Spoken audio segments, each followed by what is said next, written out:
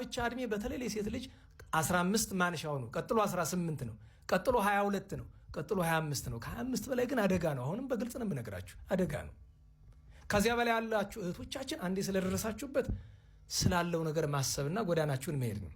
ያልደረሳችሁበት ሰዎች ግን አስቡበት። አይሆንም። እናታችን ሔዋንና አባታችን አዳም የ15 እና የ30 ሆነው ተጋብተዋል። በገነት ውስጥ ያሉ ባልና ሚስት ናቸው። ስርዓተ ሰብሳብ በምንጣፍ በአልጋ አንድ የሆኑት መቼ ይመስላችኋል?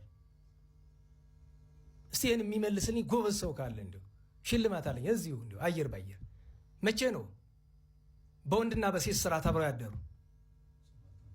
7 ዓመት በኋላ እሷ 22 እሱ 37 ሲሆኑ አይደለም። እሺ ሌላ በምንጣፍ አንድ የሆኑ እናታችን ሔዋን 120 ዓመት ሲሆናት ነው። አባታችን አዳም 135 ዓመት ሲሆኑ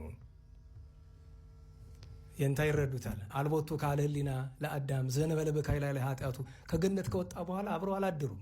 ምክንያቱም 98 ዓመት ወይም 14 ሱባኤ ምን ብለዋል? አልቅሰዋል። ከዚያ በኋላ አይደለም ተራክቦ ወይም አብሮ ማደር ይመጣ። አሁን ይሄን ሆኖ ታዲያ ምን መሰላችሁ? የአበው ታሪክ እስከ አባታችን ኖህ ያለው ለየት ያለ ነው።